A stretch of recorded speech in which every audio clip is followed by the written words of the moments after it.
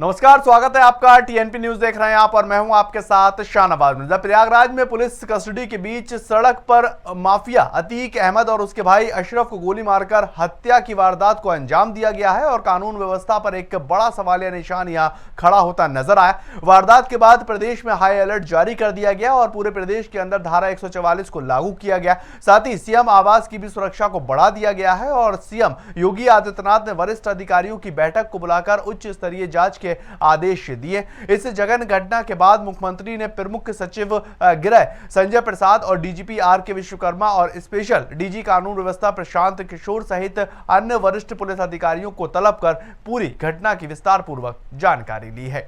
प्रयागराज में माफिया अतीक अहमद और उसके भाई को गोली मारकर उसकी हत्या कर दी गई और इस हत्या के बाद सनसनी फैलती हुई नजर आई। इस हत्या के बाद विपक्ष सरकार के ऊपर लगातार सवालिया निशान खड़ा कर रहा है और सपा सांसद डॉक्टर शफीकुर रहमान वर्क का बयान निकलकर सामने आया है और डॉक्टर वर्क ने अतीक और अशरफ की हत्या पर ट्वीट करते हुए कहा कि देश में कोर्ट कचहरी और थाने में ताले लग जाने चाहिए और कानून व्यवस्था को मिट्टी में मिला दिया गया है।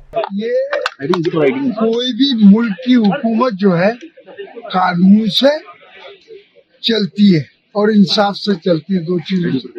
कानून भी अपने हाथ में ले लेंगे तो इंसाफ कहाँ रहा। भाई हमारे पास संविधान मौजूद है, यही काम अदालत से कराते हैं। अदालत अगर फांसी भी दे देती हमें कोई इतराज नहीं था, लेकिन ये जुल्म है, ये तो हत्या है। बाहुबली माफिया अतीक अहमद और उसके भाई अशरफ की हत्या के बाद वाराणसी प्रशासन भी अलर्ट मोड पर आ चुका है और शांति व्यवस्था कायम रखने के उद्देश्य से पुलिस कमिश्नर मुता अशोक जैन ने खुद मोर्चे को संभाल रखा। सभी थाना क्षेत्रों का निरीक्षण कर लोगों को अफवाहों पर ध्यान न देने की अपील की जा रही है और कई जगह पर धारा 144 को भी लागू किया गया है। कल रात में हम सब लोग मोबाइल थे और प्लान करके एक्स्ट्रा फोर्स को, आज संडे है तो फोर्स काफ़ी हमारे पास उपलब्ध था, उसको डिप्लॉय किया गया। जो संवेदनशील थाने हैं उनको अतिरिक्त कुमुक दी गई है और सभी अधिकारी राउंड पर है। मैं भी आपने देखा कि राउंड पर हूँ और सभी लोग सतर्क है, कोई दिक्कत नहीं है। खबर गोंडा से है। गोंडा में प्रयागराज में हुए अतीक हत्याकांड के बाद एक पूरे जनपद के अंदर चौकसी को बढ़ाया गया है और रात में सो रहे लोगों के कान में पुलिस के वाहनों का सायरन्स की आवाज गूंजती हुई नजर आए। वहीं एसपी आकाश तोमर ने खुद क्षेत्र में भ्रमण कर पूरे इलाके का जायजा लिया है और उन्होंने देर रात शहर क्षेत्र में निकलकर सभी सुरक्षा व्यवस्थाओं का जायजा लेते नजर आए। क्षेत्र भ्रमण के दौरान उन्होंने कानून व्यवस्था के मद्देनजर रात्रि गश्त और पिकेट ड्यूटी कर रहे पुलिस कर्मियों को दिशा निर्देश भी जारी किए हैं। उत्तर प्रदेश के प्रयागराज से एक दिल दहलाने वाली घटना प्रकाश में आई है, जिसमें प्रयागराज के कुख्यात सरगना अतीक अहमद व उसके भाई अशरफ, जो पुलिस कस्टडी में थे, पुलिस रिमांड में लेकर उनको मेडिकल चेकअप कराने के लिए हॉस्पिटल जाती है कि रात में 10:30 बजे के करीब 10:35 पर कुछ शूटरों के द्वारा, जो पत्रकार के रूप में वहां पहुंचते हैं, उनके द्वारा उनकी हत्या कर दी जाती है।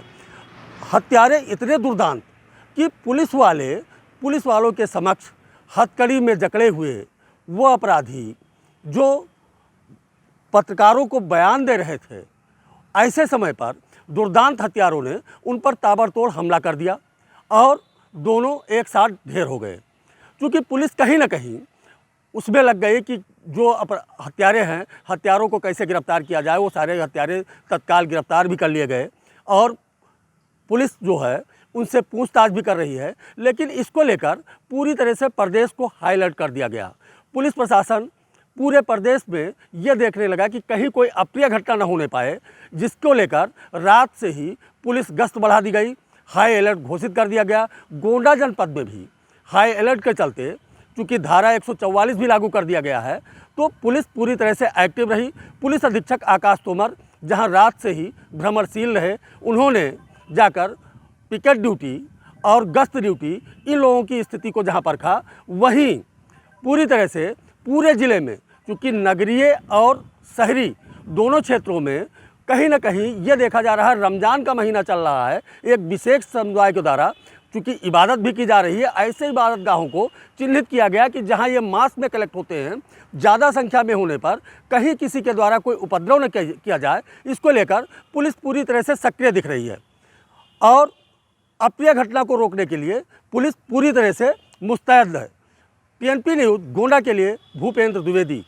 खबर कन्नौज से आ रही है। कन्नौज के कलेक्टर सभागार में निकाय चुनाव को लेकर डीएम एसपी की अध्यक्षता में बैठक हुई है और इस बैठक में एसपी ने बताया है कि शांतिपूर्ण चुनाव संपन्न कराने के लिए जिले में 42 सेक्टर और 12 जोन बनाए गए और एसपी ने साफ तौर पर यह भी बताया कि किस तरह से आगे की जो चुनाव है उनको लेकर तैयारियां की जा रही हैं।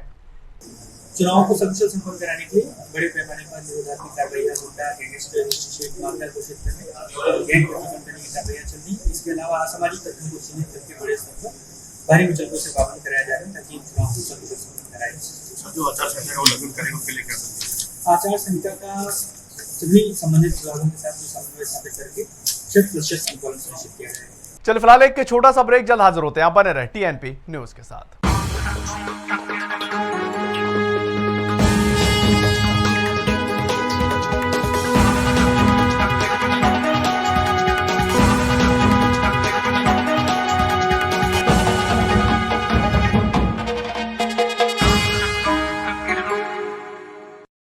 ब्रेक के बाद आपका स्वागत है। आगे बढ़ेंगे, बात सोनभद्र की करेंगे। सोनभद्र में निकाय चुनाव को लेकर जिलाधिकारी और निर्वाचन अधिकारियों ने आज अधिसूचना को जारी कर दिया है और आपको बताएं कि जिले में 1 नगर पालिका सहित 10 नगर पंचायतों में 11 मई को मतदान होना है और इसको लेकर तैयारियां की जा रही। आपको बताएं कि 13 मई को नतीजे आएंगे। के चरण का जो मतदान है वो 11 मई 2023 गुरुवार को सुबह 7 बजे से लेकर शाम के 6 बजे तक ये निश्चित हुआ है और इसमें जो मतगणना का दिनांक जो रहेगा वो 13 मई 2023 शनिवार के दिन सुबह 8 बजे से कार्य की समाप्ति तक रहेगा। और इसमें प्रेस ब्रीफिंग के माध्यम से प्रत्याशियों को जो नॉमिनेशन फॉर्म के साथ में जो डॉक्यूमेंट लगाने हैं वो सबकी जानकारी आज इस प्रेस ब्रीफिंग के माध्यम से दी गई है। जनपद में धारा 144 लागू है, उसके प्रावधान तथा आदर्श आचार संहिता के जो प्रावधान है उनका अनुपालन कराने के लिए टीमें गठित कर दी गई हैं और इसके अलावा जनपद में एक कंट्रोल रूम भी स्थापित किया गया है जिसका फोन नंबर तथा ईमेल आईडी आप सभी को शेयर कर दी गई है। किसी भी तरह की शिकायतें या किसी भी तरह की सूचनाओं का आदान प्रदान इस नंबर तथा ईमेल आईडी के माध्यम से किया जा सकता है। और इसके अलावा जो मुख्य रूप से एक प्रत्याशी के साथ में 3 जो व्यक्ति हैं वो नामांकन स्थल में प्रवेश कर सकते हैं और 200 मीटर की दूरी से पहले बैरिकेडिंग रहेगा और उसमें जितनी भी सुरक्षा व्यवस्था है और law and order point of view से किस तरह से फोर्स का डिप्लॉयमेंट है उसके बारे में भी आज आप सभी को ब्रीफ किया गया है। और सोनभद्र डिस्ट्रिक्ट में 11 तारीख को चुनाव है। कल से नामांकन की प्रक्रिया आरंभ हो जाएगी। इसमें 4 स्थानों पर मतदान हमारे बनाए गए हैं जहां से स्ट्रॉन्ग पार्टी जो है रवाना होगी। स्ट्रॉन्ग रूम बनाया गया है।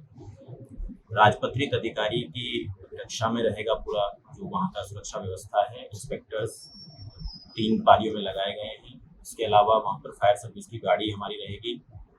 पूरी ड्यूटी लगाई गई है। जो मानक आया है चुनाव आयोग का उसके अनुसार जो बूथ और सेक्टर्स पे जो ड्यूटी लगनी है उसके अनुसार ड्यूटीज का कैलकुलेशन, फोर्स का कैलकुलेशन कर लिया गया है।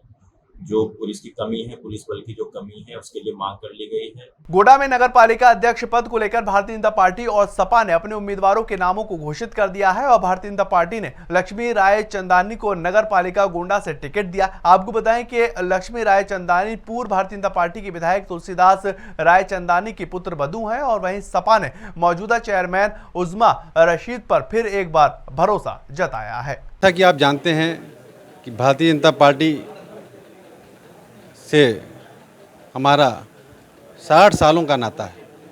जनसंघ के सिपाही के रूप में मेरे पिताजी ने जो राजनीतिक यात्रा शुरू की थी उस विरासत को मैं आगे बढ़ाते हुए भारतीय जनता पार्टी के प्रति मेरा पूरा परिवार समर्पित है।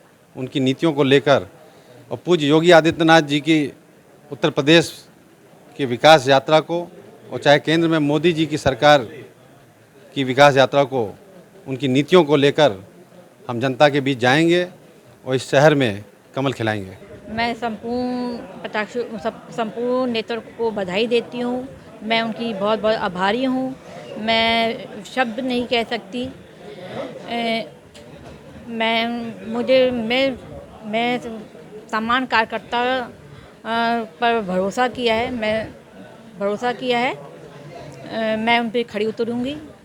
मैं बहुत नेतृत्व को बहुत बहुत बधाई देती हूँ जिन्होंने मेरे पर ये कार्य सौंपा है मैं इसे बहुत खूबी से निभाऊंगी। खबर पीलीभीत से आ रही है। पीलीभीत के सांसद वरुण गांधी ने अपने पिता पर अभद्र टिप्पणी को लेकर मानहानि का केस कराया है। वरुण गांधी ने खुद ACGM कोर्ट पहुंचकर विवेक पांडे के खिलाफ मानहानि का केस दर्ज करवाया। दरअसल वाराणसी में विवेक पांडे ने ट्विटर हैंडल से वरुण के पिता संजय गांधी को लेकर अभद्र टिप्पणी की थी और उसी को लेकर ये केस दर्ज करवाया गया।